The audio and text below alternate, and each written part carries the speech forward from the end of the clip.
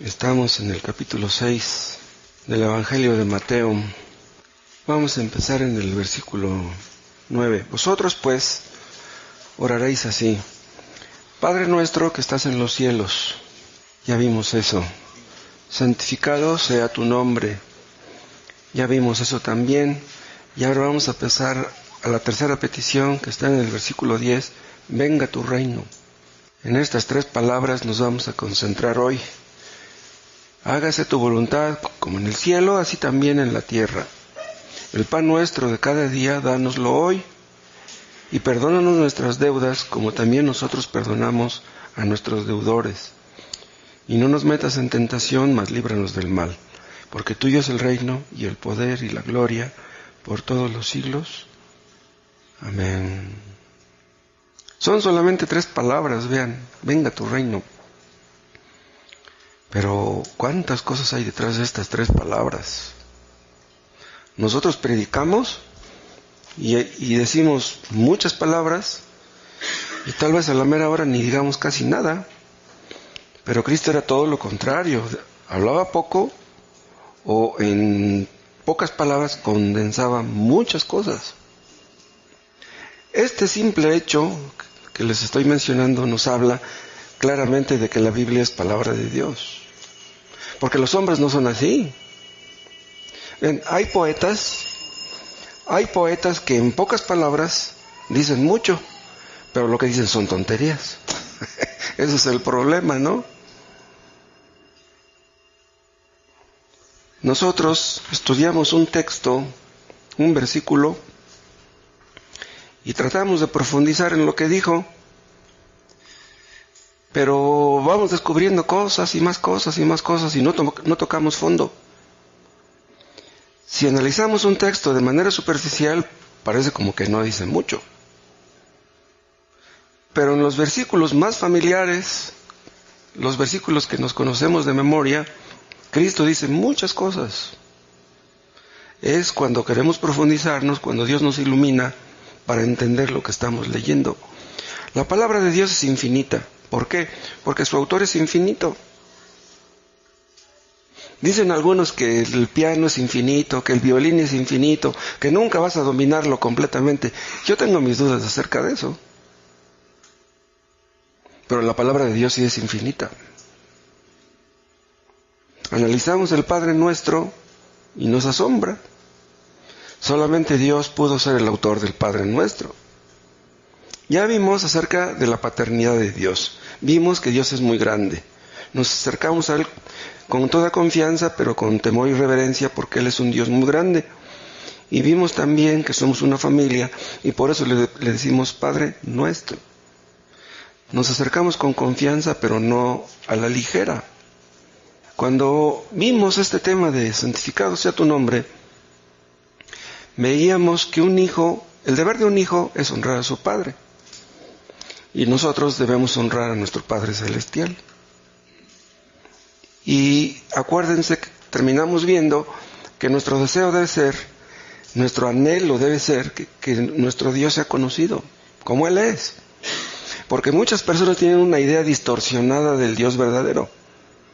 Muchos piensan que cualquier Dios es igual, que no importa qué Dios ores, el asunto es que ores. Están equivocados. Debemos anhelar que nuestro Dios sea conocido, que la gente lo conozca, porque de otra manera no hay esperanza de salvación para ellos. Y si queremos que sea conocido, que sea honrado, que sea glorificado por los demás, pues debemos empezar por nosotros mismos.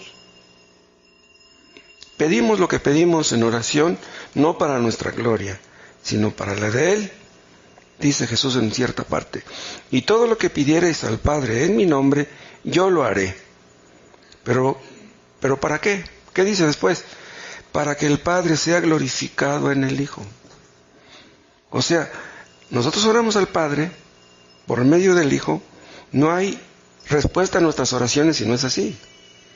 O sea, los que se quieren dirigir al Padre directamente, pasando por alto a Cristo, no serán recibidos. El único nombre que tiene influencia en el cielo es el nombre de Cristo. No somos recibidos en el nombre de la Virgen, de los santos, en el nombre de Buda, de Confucio ni de Mahoma. Somos escuchados en el nombre de Cristo. Y cuando oramos en ese nombre, Dios nos contesta, entonces Dios es glorificado y Cristo también es glorificado. El Padre es glorificado como nuestro proveedor y Cristo es glorificado como nuestro mediador. Entonces Cristo nos mete el hombro delante de Dios. Es el único que puede hacerlo porque Él era Dios y era hombre al mismo tiempo. Supongamos que hay hombres que han sido muy santos, pero por muy santo que sea un hombre, por Él no vamos a ser escuchados. ¿Por qué? Porque Él, aunque sea santo, de todos modos es pecador. Pero Cristo era santo como ninguno. Y es por eso que somos recibidos, por lo que Él es, no por lo que somos nosotros. Veíamos hace una semana que la oración no es cosa de magia, como algunos piensan en el fondo. Muchos piensan que la oración es cuestión de autosugestión. O sea, que nos imaginamos como que Dios nos escucha, como que nos imaginamos como que Dios existe, pero ni existe ni nos escucha. Entonces, dan a entender que la oración es algo mágico. Pero ellos no conocen al Dios verdadero, por eso dicen eso. Pedimos a Dios que su nombre sea glorificado. ¿Cómo es que Dios glorifica su nombre? ¿Qué medios usa para eso? Dios nos muestra cuál es el fin que debemos perseguir, cuál es que su nombre sea glorificado. El importante es Él, no nosotros. Queremos que lo conozcan a Él, no a nosotros. Que hablen bien de Él, y si hablan mal de nosotros, pues ni modo. No es esa nuestra intención. Pero si los hombres hablan mal de nosotros porque somos cristianos, ¿qué podemos hacer para remediarlo? No queremos quedar bien con ellos, queremos quedar bien con nuestro Padre. Entonces Dios nos muestra el fin que tenemos que perseguir. Pero no solamente eso, también los medios. ¿De qué serviría el fin sin los medios? A través de los medios podemos cumplir un fin. Hay algunos que dicen que el fin justifica los medios. Vean, eso no se aplica a las cosas de Dios. Eso de que el fin justifica los medios no está en la Biblia. Entonces debemos buscar fines divinos, pero por medios divinos. ¿Cuáles son esos medios? Están aquí escritos, en su palabra. ¿Y cuál es ese medio, o ese primer medio, por el cual el nombre de Dios es santificado? Lo dice luego. Después de decir, santificado sea tu nombre, dice, venga tu reino. Vean ustedes qué conexión hay entre la primera y la segunda y la tercera peticiones del Padre Nuestro. Primero, invocamos a Dios como Padre. Hemos creído en Cristo, Dios es nuestro Padre. Dios es Padre solamente de los que creen en Cristo, de los que no. Y ya después de eso, queremos que su nombre sea santificado. Y ya después que pedimos que su nombre sea santificado, ¿qué tenemos que pedir? Exactamente esto, que su reino venga. Vean una definición de reino que dice Thomas Manton, otro de los puritanos. El reino de Cristo es el medio a través del cual manifestamos la gloria de Cristo. ¿Ven? Es bien sencillo esto, pero grandioso. El reino de Cristo es el medio a través del cual manifestamos la gloria de Cristo. ¿Entienden ustedes por qué el reino de Cristo debe ser prioritario? Porque Cristo dice más adelante, mas buscad primeramente el reino de Dios y su justicia. O sea, no buscamos grandezas, no buscamos cosas demasiado sublimes, no buscamos riquezas, no buscamos el aplauso de la gente. Buscamos primeramente el reino de Dios y su justicia. Ese es el orden de prioridades correcto. Y si nos saltamos esto, pues vamos a terminar mal. Dice Cristo, buscad primeramente el reino de Dios y su justicia, la justicia que trae aparejada. O sea que si tú realmente buscas el reino, vivirás una vida justa y santa, porque si no, entonces no estás pidiendo correctamente. Pero ¿por qué tenemos que pedir que venga su reino?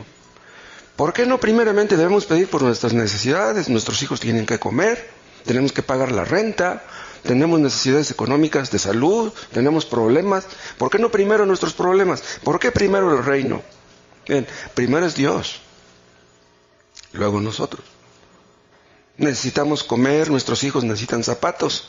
Necesitamos un techo. Dios lo sabe. Dios no está ciego a nuestras realidades. Pero Él dice que lo primero que debemos buscar es que su reino venga. Entonces vamos a ver primero la naturaleza de ese reino. ¿De qué reino está hablando? Porque si no entendemos esto, no podremos pedir correctamente, venga tu reino.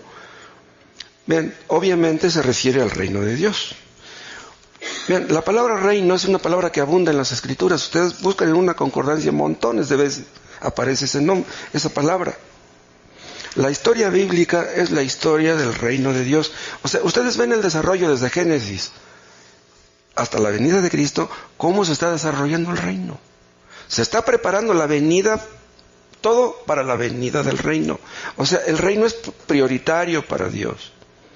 ¿Y quién es la figura central de ese reino? Es el Rey, es nuestro Señor Jesucristo.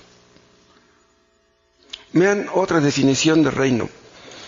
El reino de Dios es el gobierno o dominio de Dios sobre todo lo que Él ha creado y sobre todo sobre su pueblo que Él ha redimido. Repito, el reino de Dios es el gobierno o dominio de Dios sobre todo lo que Él ha creado, pero sobre todo sobre los creyentes. Entonces, cuando hablamos del reino, hablamos del dominio que Él tiene, el control que Él tiene sobre todas las cosas creadas, sobre la creación, sobre la naturaleza. ¿Qué cosa es un reino mundano, un reino humano? Vean, los emperadores, los reyes, tienen un reino limitado por sus límites, ¿no? Por sus fronteras. Entonces, la reina de Inglaterra, pues tiene autoridad sobre todo lo que es la isla de Gran Bretaña, sobre Escocia, sobre Gales. Eso es lo que es el Imperio Británico. Entonces, los reinos humanos tienen un límite, pero el reino de Dios no tiene ningún límite. Dios gobierna sobre todo y sobre todos, nos guste o no. Él es el dueño de cada uno de nosotros, nos guste o no. Él nos dio la vida cuando quiso, nos la va a quitar cuando quiera, nos guste o no. No consulta con nosotros, no nos preguntó nuestra opinión. Nacimos porque Él quiso. Dios gobierna sobre los ángeles, buenos y malos, sobre los demonios y sobre los ángeles buenos. Gobierna sobre todos los astros, gobierna sobre todas las criaturas, sobre todos los animales. Nada escapa a su control, nada escapa a su soberanía. Vean 1 Corintios. No, perdón, estoy equivocado. Es que a veces escribo con letra de doctor y ni yo mismo me entiendo. 1 Crónicas, capítulo 29. Vean lo que dice el rey David aquí, en el versículo 11. 1 Crónicas 29:11. Habla David: tuya es, oh Jehová, la magnificencia y el poder, la gloria, la victoria y el honor, porque todas las cosas que están en los cielos y en la tierra son tuyas. Ahora vean cómo resume todo lo anterior con esta palabra. Tuyo, oh Jehová, es el reino, dice. Es tuyo el reino, y tú eres excelso, estás por encima de todos. Como dije hace rato, nos guste o no. Ahora comparen esto con Mateo capítulo 6. Estamos viendo la primera frase del versículo 10, venga tu reino. Pero vean ustedes cómo concluye el Padre Nuestro en el 13. Y no nos metas en tentación, mas líbranos del mal. ¿Por qué? Porque tuyo es el reino. O sea, Dios puede impedir que caigamos en tentación. Dios puede impedir que caigamos en pecado. ¿Por qué? Porque Él es el reino. Satanás quiere que pequemos. El pecado que mora en nosotros desea hacernos caer en pecado. Pero el que tiene el reino es Dios. Quien manda no es Satanás ni es nuestra carne, quien manda es Él. Es por eso que Él puede librarnos de caer en tentación y librarnos de todo mal en general. Satanás se da ínfulas, cree ser mucho. Los hombres se dan ínfulas también. Putin y Trump se dan muchas ínfulas, pero el único que gobierna es Dios. Vean el Salmo 103. Salmo 103, versículo 19. Jehová estableció en los cielos su trono. Vean, es el Padre nuestro que está en los cielos. El trono habla de dominio, habla de autoridad, habla de soberanía. Y dice, y su reino domina sobre todos. Ese es el reino que les estoy mencionando. Su reino sobre todo y sobre todos, sobre toda su creación. Pero ¿saben una cosa? Cuando Cristo dice que debemos pedir que venga su reino, no está hablando de este reino. Del reino que Dios tiene sobre toda su creación y sobre todas sus criaturas. ¿Por qué? Bien, acerca de este reino no es necesario orar. Porque Dios reina aun si oramos o no. Él es el que tiene el control sobre hombres y criaturas, si oramos o no. Pero, vean, Dios reina sobre los demonios. Los demonios no hacen más que lo que Dios les permite, igual Satanás. Los hombres, los dictadores, los autosuficientes de este mundo, hacen lo que quieren, según ellos, pero no hacen más que lo que Dios les permite. Dios gobierna sobre ellos, sobre hombres y sobre demonios, pero no se someten voluntariamente. Se someten a regañadientes. Hay hombres que quieren hacer mucho mal y de repente se enferman. Ya no pueden hacer mal. Hay hombres que piensan matar y antes de que maten, los matan a ellos. Ya no pueden hacer lo que ellos quieren. Dios gobierna sobre todos los ateos, sobre todos los paganos, pero esos no se someten voluntariamente. Vean, la Biblia nos habla de una rebelión que comenzó en el cielo y que después vino a la tierra, se propagó a la tierra. Satanás y sus demonios, en lugar de obedecer a Dios, prefirieron ser sus propios dioses. En lugar de buscar la gloria de Dios, prefirieron buscar la suya propia y lo siguen haciendo. Satanás y sus demonios hacen lo que quieren, lo que Dios les permite. Pero ven, desde un principio Dios condenó esa rebelión y la selló a su condenación. Se rebelaron Satanás y sus demonios y ellos buscaron que el hombre se rebelara junto con ellos. ¿Qué es lo que quiere Satanás? Que seamos independientes. No tienes por qué obedecer a Dios. Tú vive tu vida, es tu vida. No obedezcas a Dios. ¿Qué es lo que quiere Satanás? Que le obedezcamos a Él. Aquí no hay neutrales. O te sometes a Dios o te sometes al diablo. No hay otra opción. El que no está conmigo, dice el Señor, está contra mí. Satanás es el rey de las tinieblas. Es el príncipe de este mundo. Pero vean, aunque Satanás es el príncipe de este mundo, eso no anula el reino de Dios. Acuérdense, Satanás atacó a Job, pero le pidió permiso a Dios. Aún antes de que Cristo muriera en la cruz. Quiere decir que antes de que Cristo muriera en la cruz, quien mandaba en este mundo era Dios, no Satanás. Pero hay un reino de tinieblas, un reino paralelo, un reino oculto. Ese reino se opone al reino de Cristo. Vean, los hombres impíos también. Los ateos y los paganos, los que son abiertamente contrarios a Dios, no quieren que Dios reine. Ellos quieren que el hombre reine, que el hombre haga su voluntad, que se cumplan los deseos del hombre y no los de Dios. Entonces hay una oposición, hay una guerra, es una guerra cósmica, es una guerra espiritual, una guerra invisible a los ojos de los hombres. Dios en contra de Satanás. Pero no son dos fuerzas iguales, es lo que enseña el dualismo, porque Dios tiene poder sobre Satanás. Vean, después de Dios, el ser más poderoso que existe en el universo es Satanás. Pero Satanás no tiene poder como lo tiene Dios. ¿De quién es el reino? Es de Cristo, es de Dios. Satanás hace nada más lo que Dios le permite. Satanás se opone a Dios, se opone al avance del cristianismo, se opone al avance de la verdad y hace todo lo posible por impedirlo. Al diablo no le gusta que se predique el evangelio.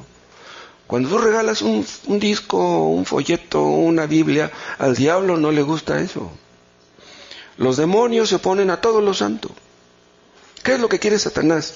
Que disfrutes de la vida, que te diviertas, que tengas dinero, que te pasees, que hagas lo que te dé la gana.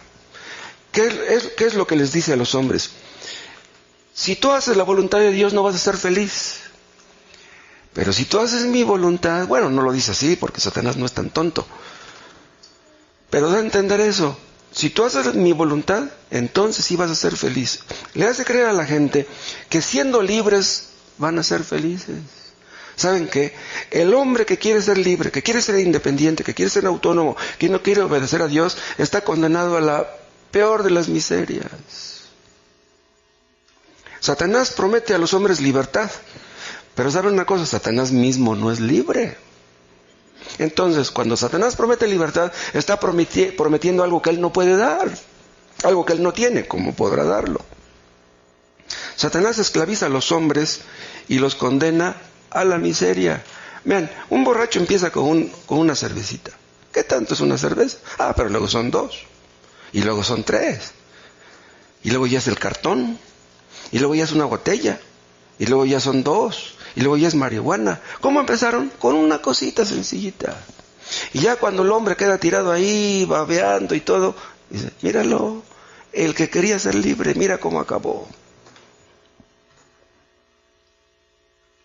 Satanás promete libertad, pero esclaviza a sus seguidores. Pero Adán pecó y desde ese mismo momento Dios prometió enviar un redentor. El redentor fue planeado desde que Adán cayó. Bueno, pues la historia de la Biblia es la historia de la venida de ese redentor. Todos los libros de la Biblia hablan de la venida de ese redentor, que iba a aplastar la rebelión de Satanás, la rebelión de sus demonios y de todos los que se oponen al reino de Dios. Iba a venir ese redentor con el correr del tiempo. ¿A qué vendría? A establecer un reino de justicia, un reino de santidad, un reino que jamás sería destruido. ¿Quieren ver el libro de Daniel? En el capítulo 2, ¿se acuerdan ustedes que Dios les reveló a Daniel lo que acontecería al fin de los tiempos? Le reveló lo que vendría un poco antes de que Cristo viniera por segunda vez. No está hablando de la primera venida, está hablando de la segunda. Vean, Daniel 2:44. Y en los días de estos reyes, vean, habla de los reyes que estarán gobernando en este mundo antes de que Cristo venga. El Dios del cielo levantará un reino que no será jamás destruido. Vean, de este reino es del que debemos pedir. De este reino es del que estamos hablando.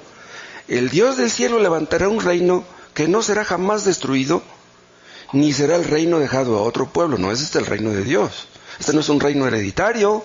Los reinos humanos, se muere el presidente, pues le deja la corona a su hijo.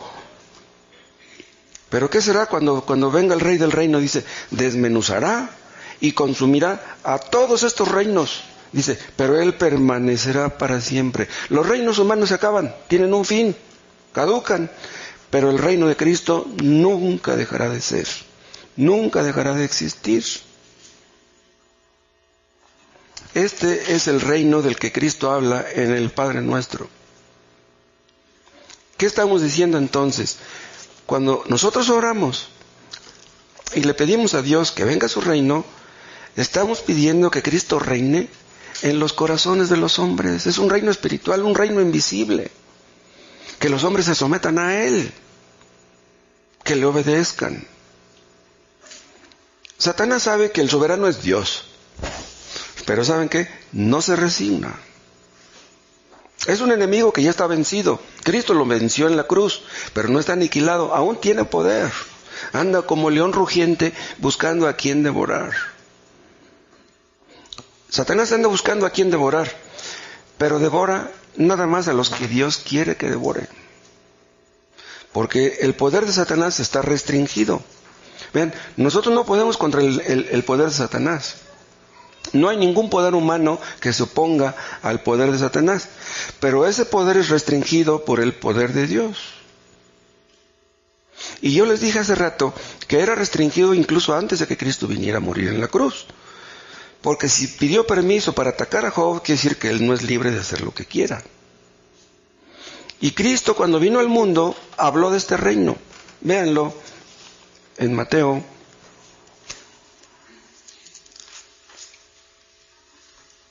Vean el versículo 17. Aquí habla de cuando Cristo empezó su ministerio. Mateo 4:17. Desde entonces comenzó Jesús a predicar y a decir, arrepentíos, porque el reino de los cielos se ha acercado. Vean lo que les dice a los judíos, ese reino que ustedes esperan, yo lo traigo. Ese reino está cerca. Ustedes lo veían como muy lejos, pues no, está cerca. Entonces, aquí donde dice, el reino de los cielos es cercado, no está hablando del reino de Dios sobre toda la creación. Habla del reino espiritual que Dios implanta en los corazones de los hombres. Y ese reino lo vino Cristo a traer.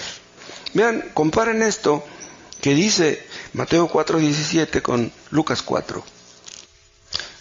Lucas 4:42. Cuando ya era de día, salió y se fue a un lugar desierto, y la gente le buscaba. Y llegando a donde estaba, le detenían para que no se fuera de ellos. Pero él les dijo, es necesario que también a otras ciudades anuncie el evangelio del reino de Dios. Vean, porque para esto he sido enviado. ¿A qué vino Cristo al mundo? A traernos el evangelio del reino. Ahora, comparen esto con lo que dice Marcos capítulo 1:14. Después que Juan fue encarcelado, Jesús vino a Galilea predicando el evangelio del reino de Dios. Ahí está otra vez la frase, diciendo, el tiempo se ha cumplido y el reino de Dios se ha acercado. Vean, pero dice aquí unas palabras que no dice Mateo ni Lucas. Vean cómo dice, arrepentíos y creed en el evangelio. ¿A quién le está diciendo arrepentíos y creed en el evangelio? A gente que supuestamente estaba esperando el reino, que creía que vendría el reino, que creían que vendría el Mesías. Pero ¿por qué les dice arrepentíos? Vean, ellos tenían una mentalidad humana, una mentalidad carnal, y ellos pensaban que el reino que Dios vendría a establecer, o el Mesías, sería un reino humano, un reino carnal, un reino a base de las armas, a base del poder humano. Pero les dice, no, arrepiéntanse, dice, y crean en el evangelio. ¿Qué quiere decir la palabra arrepentirse? Tienen que cambiar su mentalidad. Vean, si nosotros no podemos hacer que una persona cambie de mentalidad, no podemos hacer nada con esa persona. Si ustedes quieren hacer que su hijo haga algo, tienen que convencerlo de que lo haga. Si él dice, no, pero es que tienes que convencerlo de alguna manera para que lo haga. Entonces tienes que cambiar su mentalidad.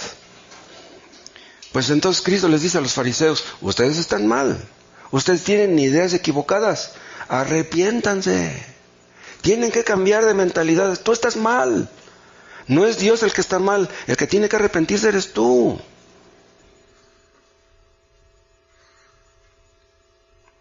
El hombre se ha rebelado en contra de Dios. Los judíos a quienes Cristo les dijo esto, estaban en la apostasía. Pero vean qué curioso.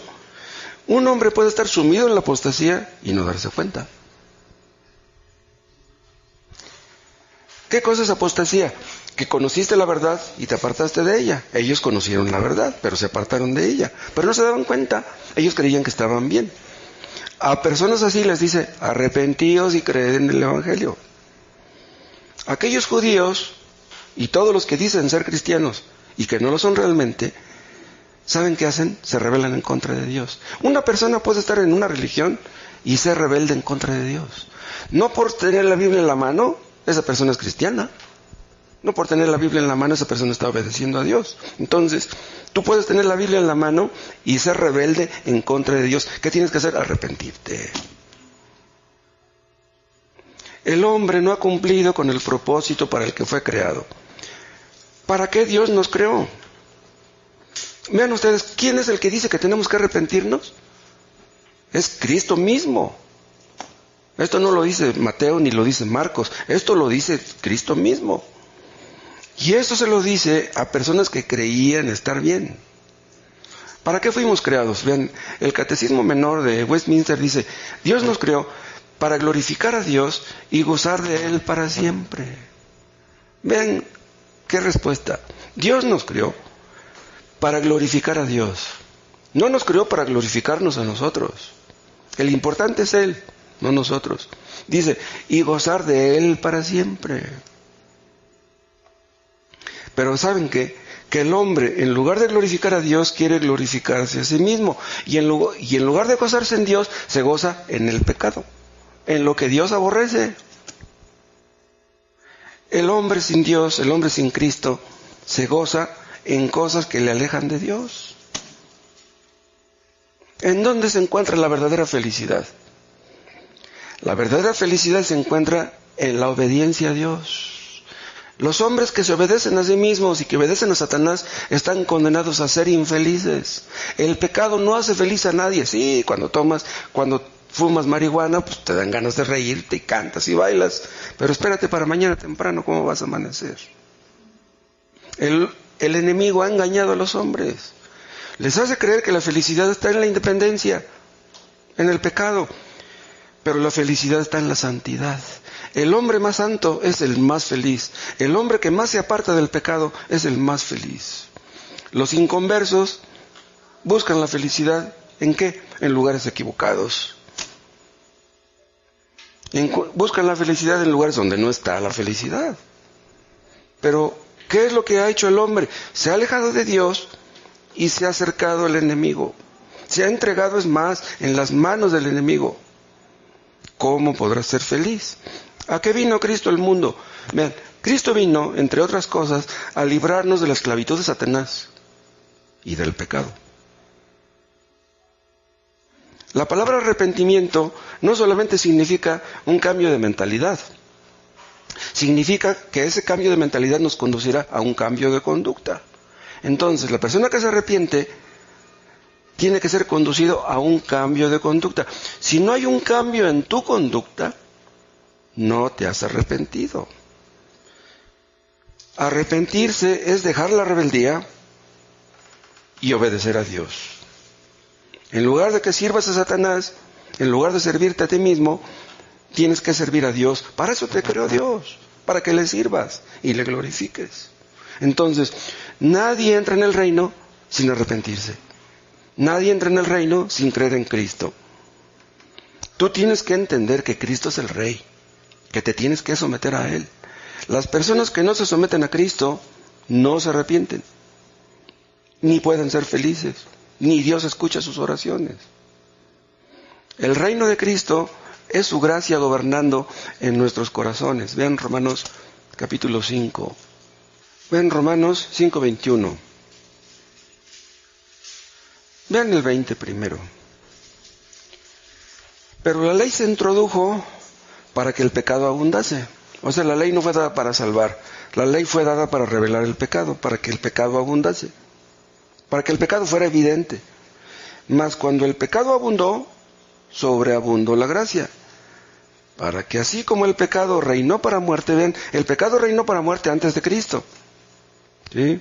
Así como el pecado reinó para muerte, vean cómo dice, así también la gracia reine por la justicia para vida eterna mediante Jesucristo. Entonces, ¿qué es lo que Cristo vino a hacer? Vino a implantar su reino para que en lugar de obedecer a Satanás, lo obedeciéramos a Él.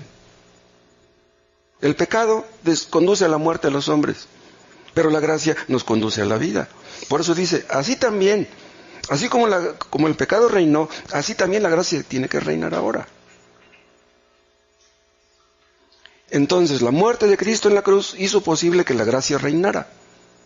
Y es por eso que podemos tener vida eterna en Cristo. Lo que dice al final del versículo 21. Ahora, aquí en el versículo 21 donde dice, así también la gracia reina, ¿a quién se está dirigiendo? Ven, no está dirigiendo a inconversos, está dirigiendo a creyentes. Entonces, una persona que ya se ha arrepentido de su pecado, ya no reina el pecado, reina la gracia en él. Y la gracia es un poder más grande que el poder del pecado. Es por eso que los creyentes que han nacido de nuevo pueden vencer el pecado, pueden vencer la tentación, pueden dejar el pecado. Una persona que entiende que tiene el Espíritu Santo, que es un hijo de Dios, que el Dios del universo es su Padre, entonces entiende que el pecado ha sido destronado. El pecado no tiene por qué dominarme. Vean, el pecado domina a todos los inconversos. Un inconverso puede decir un día, el día de hoy no voy a tomar. El día de hoy si me coquetea la vecina no voy a ir con ella. ¿Sí? A lo mejor amanece, pues no sé cómo. Dice, el día de hoy no voy a pecar. Pero eso dice. En cuanto se presente la oportunidad, ya sabrán ustedes lo que hace. Pero un creyente tiene la capacidad de decirle no al pecado. La persona que tiene el Espíritu Santo puede decirle que no porque tiene precisamente el Espíritu Santo. El Espíritu Santo y su gracia nos capacita, nos fortalece para que no pequemos. Y ese poder no lo tiene un inconverso. El inconverso tiene que pecar porque no le queda otra. Si tú no caíste ayer, caerás hoy. Caerás pasado mañana. Ahora, estamos en Romanos 6, ¿no? Vean el 14. Porque el pecado no se enseñoreará de vosotros. ¿A quién se dirige? A los mismos. A aquellos en quienes el pecado no reina. ¿Por qué dice Pablo? El pecado no se enseñoreará. Está hablando con mucha confianza, con mucha seguridad. Quiere decir que el pecado no tiene por qué dominarnos.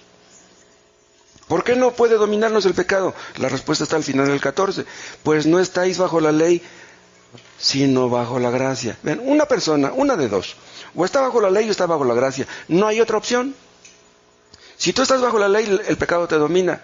Si estás bajo la gracia te domina. Es la gracia reina. No caerás en tentación porque la gracia reina en ti. Y la gracia es un poder más grande que el poder del pecado. Vean otro texto en Gálatas 2. Vean lo que dice el apóstol Pablo en el versículo 20. Gálatas 2:20. Con Cristo estoy juntamente crucificado. Y ya no vivo yo, mas vive Cristo en mí. ¿Por qué dice Pablo, ya no vivo yo? ¿Saben por qué? Porque ya no está bajo la ley, ahora está bajo la gracia. Entonces, la vida vieja de Pablo murió. Y en el momento que nuestra vida vieja muere, viene una vida nueva. Miren, esto se aplica a todos los creyentes sin excepción. El que está en Cristo, nueva criatura es. Entonces, el Espíritu Santo está en ti y eres otra persona. En un sentido eres la misma, en otro sentido eres otra. Entonces dice Pablo, mi yo ha sido destronado. Yo ya no estoy sentado en el trono. Ahora es Cristo el que vive en mí. Es Cristo el que reina en mí. Antes yo hacía lo que yo quería, ahora yo hago lo que Cristo quiere. Ahí se ve la diferencia entre un cristiano y uno que no lo es. El cristiano hace lo que Cristo quiere, el no cristiano hace lo que él quiere. Así de sencillo. Entonces, el reino de Cristo está en los corazones de todos los creyentes. Cristo gobierna desde dentro y es un reino espiritual. En una ocasión Cristo le dijo a Pilato, mi reino no es de este mundo, ¿se acuerdan? ¿Por qué no es de este mundo? Porque es un reino espiritual, es un reino invisible a los ojos de los hombres. Vean otro texto en Romanos, capítulo 14. Aquí en este versículo que vamos a leer habla otra vez Pablo del reino. Romanos 14, 17. Porque el reino de Dios no es comida ni bebida, sino justicia, paz y gozo en el Espíritu Santo. Vean, menciona tres cosas. Justicia, paz y gozo. El reino de Dios. ¿Cómo podemos hacerle nosotros para tener esta justicia, esta paz y este gozo? ¿Cómo? Cuando Cristo reina en nosotros. Cuando Cristo reina, cuando Cristo vive en nosotros por su Espíritu Santo, tenemos esta justicia, esta paz y este gozo. Vean, los que no se arrepienten de sus pecados, ni tienen justicia ni tienen paz, porque no hay paz para los malos, ni tampoco tienen gozo. Los inconversos aparentan tener una justicia, aparentan tener una paz, aparentan tener un gozo, pero todo eso es una trampa del enemigo. Hay hombres que cuando están en sus fiestas, cuando están en sus vicios, están bien contentos, cantando y bailando. El pecado los engaña, el pecado destruye. Los hombres sin Cristo creen que son libres, pero son esclavos del pecado y del diablo. Y lo peor de todo es que son esclavos que aman sus cadenas, que besan sus cadenas. ¿Cómo se van a zafar de esas cadenas si las besan, las aman? Tú nunca dejarás tu pecado mientras no le pidas a Dios que te perdone y que te limpie. Nunca. Por ti mismo tú nunca vas a dejar tu pecado, nunca. Entonces, para que haya justicia, paz y gozo, como dice aquí Pablo, el pecado tiene que ser destronado para que Cristo reine. Cuando Cristo reina en tu corazón y se sienta ahí en el trono, entonces todo será diferente. La gracia debe reinar. Vean Tito, capítulo 2. Tito 2, empezamos en 11. Porque la gracia de Dios se ha manifestado para salvación a todos los hombres. O sea, todos los hombres pueden ver las evidencias de esto, ¿no? No de salvación, sino de la salvación de otras personas. Pero vean cómo dice después en el 12, enseñándonos, ¿qué es lo que nos enseña? La gracia de Dios, ¿sí? Enseñándonos que renunciando a la impiedad y a los deseos mundanos, vivamos en este siglo sobria, justa y piadosamente. ¿Qué cosa es la impiedad? El vivir para nosotros mismos, el amar el mundo, el amarnos a nosotros mismos. Renunciando a la impiedad, dice, y a los deseos mundanos, vivamos en este siglo sobria, justa y piadosamente. Entonces, si tú vives en pecado, entonces Dios no te ha enseñado, porque dice aquí en el 12, enseñándonos. Solamente los que han nacido de nuevo han sido enseñados a vivir una vida santa delante de Dios. Vean, por ejemplo, el caso de Nicodemo. Nicodemo era un maestro en Israel. Él conocía las Escrituras. Él enseñaba a otros. Sus amigos lo tenían como un hombre sabio, como un hombre santo. Pero ¿qué le dijo Cristo a Nicodemo? Si no naces de nuevo, ni siquiera puedes ver el reino. Qué tremendo que una persona estudie en un seminario bíblico, que sepa hebreo y griego y que sea esclavo de Satanás, que ni siquiera vea el reino. Es para dar miedo. ¿Cómo iba a entrar Nicodemo en el reino si no tenía ojos para verlo? Si no tenía ojos para verlo, mucho menos iba a entrar en él. Pero vean, el rey del reino estaba frente a Nicodemo y Nicodemo no lo veía. Estaba delante del rey y no sabía ni quién era él. Y si Nicodemo, que era un maestro, no entendía lo básico, imagínense los demás.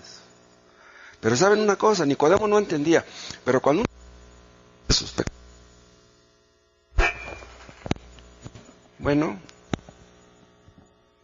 cuando una persona se arrepiente de sus pecados, empieza a entender lo que nunca antes entendía. Yo he sabido de personas que han estado leyendo la Biblia por años, les gusta leerla, pero de repente esas personas son salvas y empiezan a entender nunca antes habían entendido, y se sorprenden. Y les entra un amor por la palabra que antes no tenían. Un amor, o sea, el asunto no es leer este libro como una novela, porque no es una novela. Entonces Dios les empieza a hablar y ellos empiezan a entender el lenguaje divino. ¿Por qué? Porque ya la gracia reina. La gracia ya se entronizó. Y es cuando aprenden a vivir sobria y justa y piadosamente. Cuando una persona se arrepiente de sus pecados, empieza a verlo todo de una manera diferente. Empieza a ver a Dios de una manera diferente, a sus parientes, a sus seres queridos de una manera diferente, a verse a sí mismo de una manera diferente, a ver el pecado de otra manera. Pero vean, Cristo vino al mundo y abrió los ojos de los ciegos. Sigue abriéndolos, porque los ciegos no ven las realidades espirituales. Pero Cristo sigue salvando a los pecadores. Quiera Dios salvar a algunos hoy. ¿Sabes tú cuándo va a abrir Dios tus ojos para que veas? ¿Sabes cuándo vas a empezar a entender tú las Sagradas Escrituras? Cuando te sometas al Rey. Cuando te sometas a este reino, a este reinado. Cuando te sometas a su autoridad. De esta clase de reino es del que Cristo nos habla en el Padre Nuestro. El reino de Cristo es un reino especial. Es un reino particular. Es algo que los hombres no entienden. Ustedes díganle a un fariseo, a un religioso, a un hipócrita, díganle ustedes, yo amo a Cristo. ¿Y saben qué va a decir? ¿Tan loco este? ¿Cómo es que ama a Cristo? ¿Por qué no pueden entender ese idioma? Porque ellos aman el dinero, aman el sexo, aman los paseos, aman la casa, aman los hijos, pero a Dios no lo aman, por eso no pueden entender esto. El reino de Cristo está escondido a los ojos de los hombres. Pero ¿saben una cosa? Ese reino tendrá una manifestación visible. ¿Saben cuándo? Cuando Cristo vuelva. Cuando Cristo regrese en gloria, ese reino será visible. Hay algunos que hablan del ya, pero del todavía no. Por ejemplo, ya estamos en el reino, pero todavía no. ¿Pero qué quiere decir eso? Estamos en el reino porque Cristo es nuestro Rey. Nos hemos sometido a Él, le hemos entregado nuestras vidas. Pero habrá un reino futuro y ese reino todavía no viene. Entonces el reino tiene dos aspectos, el presente y el futuro. Vean en Colosenses capítulo 1.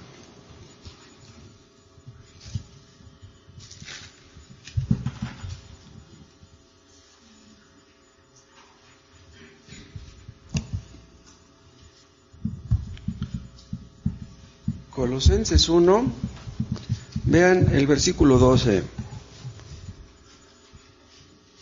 Con gozo dando gracias al Padre que nos hizo aptos para participar de la herencia de los santos en luz, el cual nos ha librado de la potestad de las tinieblas y trasladado al reino de su amado Hijo. ¿De quién está hablando de Colosenses? De los creyentes de Colosas y de Él mismo. ¿Qué está diciendo al final del 13? Que Dios nos ha trasladado del reino de las tinieblas al reino de la luz. Esto se aplica a todos los creyentes sin excepción. Antes estábamos en el primer reino, de las tinieblas, de Satanás. Ahora estamos en el reino de la luz. Ahora podemos ver cosas que antes no veíamos, entender cosas que antes no entendíamos. Pero vean cómo dice, nos ha trasladado. Dice, no nos trasladará. Dice, nos ha trasladado, o sea, ya estamos en el reino ahorita. Ahora, comparen esto con Mateo 5.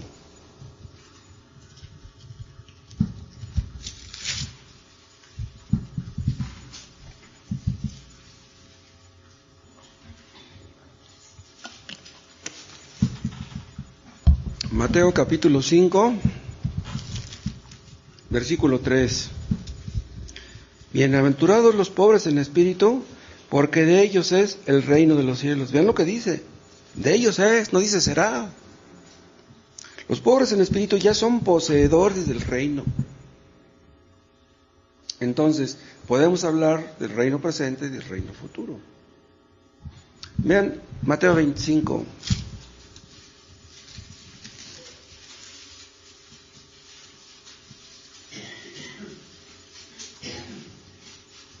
Mateo 25, 31. Cuando el Hijo del Hombre venga en su gloria, habla obviamente de su segunda venida, y todos los santos ángeles con él, entonces se sentará en su trono de gloria, y serán reunidas delante de él todas las naciones, y apartará los unos de los otros, como aparta el pastor las ovejas de los cabritos. Pondrá las ovejas a su derecha y los cabritos a su izquierda. Entonces el rey dirá a los de su derecha, venid benditos de mi Padre, heredad del reino preparado para vosotros desde la fundación del mundo. Vean, este es el reino espiritual futuro. El reino preparado para vosotros desde la fundación del mundo. O sea, el reino no es algo que Dios inventó después, eso ya lo tiene desde la fundación del mundo. Ahora, vean otro texto en 1 Corintios, en el capítulo 15. En el reino futuro, ¿cómo estaremos nosotros? ¿Cómo seremos? Vean 1 Corintios 15, vean el versículo 50. Pero esto digo, hermanos, dice el apóstol Pablo, que la carne y la sangre no pueden heredar el reino de Dios, vean. Ni la corrupción hereda la incorrupción. O sea que con esta carne que tenemos no podremos entrar en aquel reino, que es un reino espiritual, y nosotros estamos en la carne. Dice el 51, he aquí os digo un misterio, no todos dormiremos, esto quiere decir no todos moriremos, pero todos seremos transformados. ¿Transformados para qué? Para poder entrar en el reino. Porque esta carne así como está no puede entrar en aquel reino, en el reino espiritual. Y esto se refiere a la segunda venida, porque cuando Cristo venga habrá muchos creyentes vivos. Esos no van a morir. O sea, tal vez algunos de los que me están escuchando no mueran nunca. Si Cristo no tarda en venir, es posible que algunos de ustedes no mueran. Yo no me incluyo porque yo estoy cerca del hoyo. ¿Sí? ¿Sí? Dice, todos seremos transformados. Aquí donde dice todos seremos transformados, no se refiere también a los inconversos, no, se refiere a todos los creyentes. Dice, en un momento, en un abrir y cerrar de ojos, a la final trompeta, porque se tocará la trompeta, y los muertos serán resucitados incorruptibles, y nosotros seremos transformados otra vez, nosotros los creyentes. Porque es necesario que esto corruptible se viste de incorrupción, y esto mortal se viste de inmortalidad. ¿Qué palabras estas? Entonces vamos a ser transformados para poder entrar en el reino. Ahora, ya vimos la naturaleza del reino. Ahora vean ustedes brevemente la petición misma. Si nosotros vamos a pedir a Dios en nuestras oraciones que venga su reino, ¿qué está implícito ahí? Vean, hay algunos que creen que lo único que está implicado es la segunda venida de Cristo, que cuando decimos venga tu reino, nos estamos refiriendo a que Él venga a la tierra. Pero no, si así fuera, entonces venga tu reino, nada más se aplicaría al reino futuro y no se aplicaría al reino presente, pero no. En realidad son muchos los que creen esto, que nada más se aplica al futuro. Por ejemplo, los dispensacionalistas. Los dispensacionalistas, cuando ven la palabra reino, ellos piensan en el futuro. Ellos no pueden ver el presente. Lo mismo que los judíos. Bien, los dispensacionalistas piensan como los judíos. Los judíos pensaban que cuando el Mesías viniera a instituir su reino, entonces ellos, los judíos, estarían a la cabeza del mundo. Por eso querían que viniera el rey, querían que viniera el reino, porque querían gobernar. Añoraban los años de la abundancia bajo el rey David y bajo Salomón. Eso es lo que ellos querían, un reino terrenal. Pero yo estoy diciéndoles que este reino habla también de una realidad presente, no solamente futura, sino presente. Habla del dominio de la gracia en el corazón de los hombres. Vean Lucas 17. Para poder entender estas cosas es necesario leer muchos versículos. Las personas que no están acostumbradas a leer muchos versículos, a lo mejor estos estudios se les hacen pesados. Lucas 17. Pero no podemos entender bien estas cosas sin estudiar. Lucas 17, versículo 20. Preguntado por los fariseos, ¿cuándo había de venir el reino de Dios? Ven, ahí está el tema, el reino. Le respondió y dijo, el reino de Dios no vendrá con advertencia. ¿A quién le está diciendo esto? A los judíos, a los fariseos. Dice, ni dirán helo aquí o helo allí, porque he aquí el reino de Dios está entre vosotros. Vean lo que Cristo les está diciendo aquí. Los fariseos tenían enfrente al rey y no lo veían. Tenían ojos, pero estaban ciegos. ¿Por qué dijo estas palabras? Vean, Cristo quería corregir su visión defectuosa del reino, su concepto equivocado acerca del reino. El reino de los hombres, ¿cómo viene? A través de la pompa, a través de las armas, de las lanzas, de las guerras. Pero el reino de Dios no es así. El reino de Dios es un reino espiritual. Entonces, cuando dice aquí Cristo, el reino de Dios está entre vosotros, no se refiere al reino, a la segunda venida, obviamente, ni tampoco se refiere al reino de Dios sobre la naturaleza y la creación. La segunda venida de Cristo sí va a ser con advertencia. Ven, al final del 20 dice, el reino de Dios no vendrá con advertencia. Pero cuando venga por segunda vez, la segunda venida sí será con advertencia. ¿Por qué? Porque todo ojo lo verá, como dicen en Apocalipsis 1. Va a sonar la trompeta, acabamos de ver en 1 Corintios 15. Entonces, los hombres todos van a escuchar esa trompeta. Cristo va a venir y todo el mundo lo va a ver. Ahora, cuando Cristo dice aquí, al final del 21, el reino de Dios está entre vosotros, ¿saben también cómo se puede traducir? Está dentro de vosotros.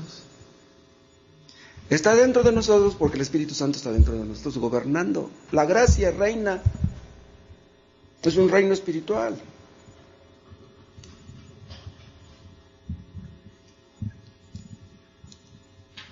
El reino espiritual, los hombres no lo ven, pero nosotros podemos detectarlo. Algunos, se los he comentado, algunos me han preguntado, bueno, pastor, ¿y usted cómo sabe si una persona es salva o no es salva? Pues usted no ve el corazón. Y digo, es cierto, pues nadie puede ver el corazón, pero más o menos podemos darnos cuenta quién es salvo y quién no. Pues por su forma de actuar, por su forma de hablar, por sus opiniones, por su criterio. Claro que podemos equivocarnos, pero en muchos casos no nos equivocamos. La forma como habla una persona habla mucho acerca de su condición espiritual. Si Cristo reina en tu corazón, pues de la abundancia de tu corazón saldrán cosas buenas. Si Cristo no reina, pues de tu corazón saldrán cosas malas. Una persona que dice malas palabras, ¿cómo podemos pensar que sea cristiana? ¿Habrá alguna excepción? ¿De que un cristiano puede decir una mala palabra? Yo tengo mis dudas. Si escucho a una persona decir una mala palabra, digo, este hombre no es cristiano. Así de sencillo. Vean Lucas 11. Los judíos acusaban a Cristo de echar fuera los demonios por autoridad de Satanás mismo. Y Cristo les dice en el 11:18, y si también Satanás está dividido contra sí mismo, ¿cómo permanecerá su reino? Ya que decís que por Belcebú echo yo fuera a los demonios. Pues si yo echo fuera a los demonios por Belcebú, vuestros hijos, ¿por quién los echan? Por tanto, ellos serán vuestros jueces. Mas, si por el dedo de Dios echo yo fuera a los demonios, ciertamente el reino de Dios ha llegado a vosotros. ¿Qué quiere decir esto? Pues que Cristo echaba fuera a los demonios por el poder de Dios. Entonces el reino ya estaba ahí, pero no querían verlo. ¿Y saben por qué no querían ver que el reino estaba ahí? Porque no querían obedecer al rey.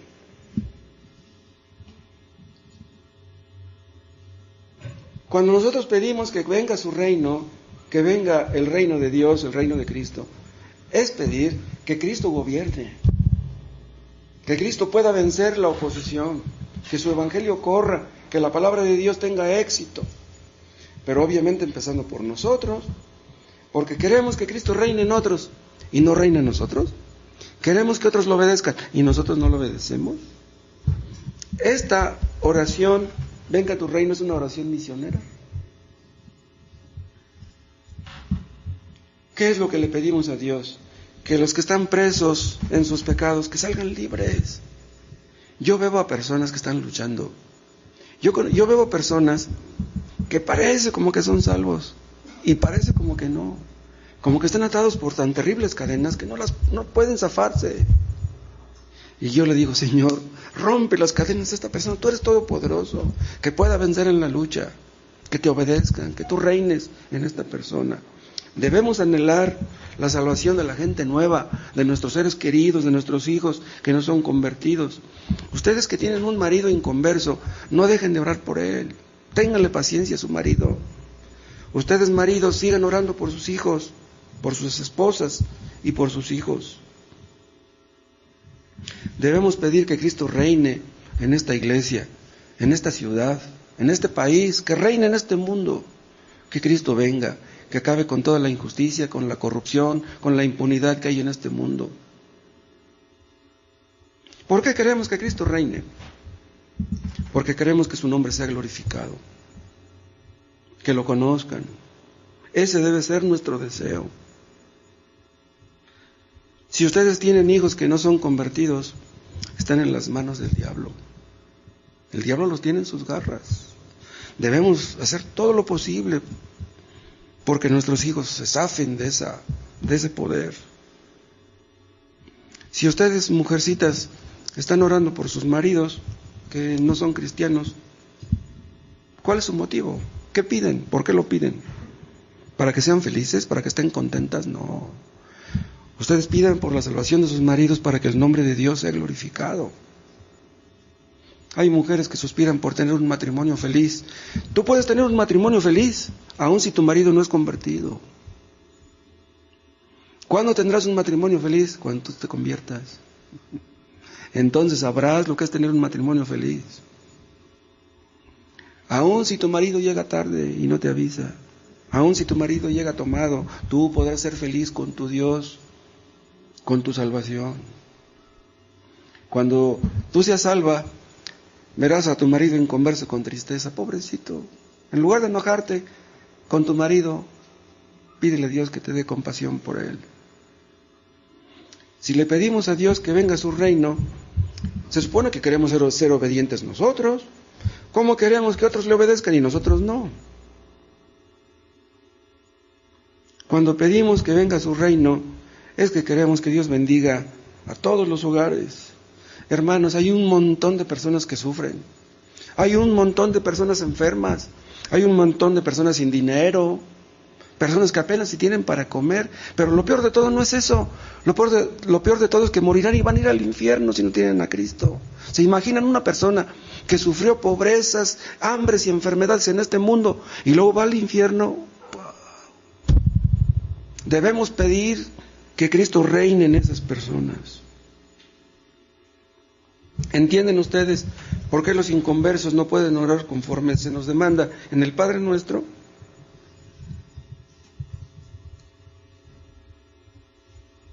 Hay personas que han hecho con su vida lo que han querido, que no quieren obedecer a Dios. Pero cuando una persona se arrepiente, dobla sus rodillas y le dice a Dios: Señor, he querido ser mi propio dueño, mi propio Dios, ya no quiero hacer eso, Señor, quiero obedecerte a ti. Cuando una persona hace eso, esa persona ya es convertida. ¿Saben una cosa? Me dirijo a los no convertidos. Si ustedes no son convertidos, ustedes están en contra de Dios. Son enemigos de Dios. Y díganme, ¿quién puede en contra de Dios? Pero ven, la soberbia de una persona que cree que puede contra Dios.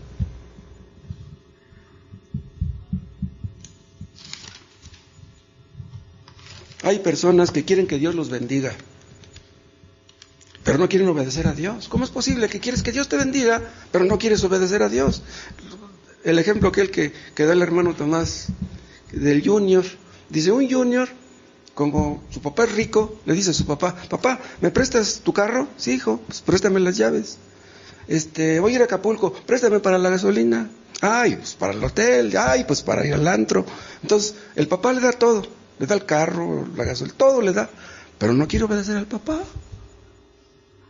¿Qué clase de hijos son esos que quieren que el papá les ayude, pero ellos no quieren obedecerle? Ustedes quieren que Dios los bendiga y no quieren obedecerle. No se puede, imposible. Pídanle a Dios que Cristo reine en ustedes.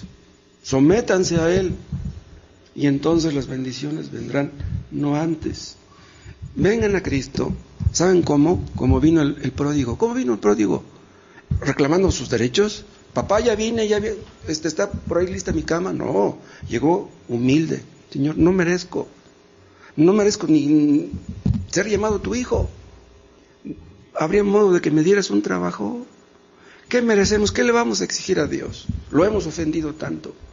Si ustedes vienen en humildad, si ustedes se arrepienten, Dios los recibirá con los brazos abiertos, aunque hayan pecado mucho. Pero si no vienen a Él, no los recibirá, aunque hayan pecado poco. Hay personas que tienen una religión y creen que ya la hicieron porque tienen una religión. Si tú no obedeces a Cristo, tú no vas a ser salvo. Si no obedeces a Cristo, te vas a llevar un gran chasco el día del juicio. Terminamos con Lucas 19.